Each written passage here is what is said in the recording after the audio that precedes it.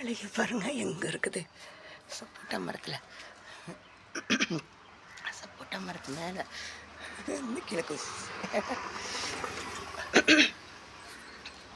சப்போட்டா மரத்தில் ஏறி நான் வந்துட்டாலே ஒன்று அது வீட்டுக்கு வரணும்.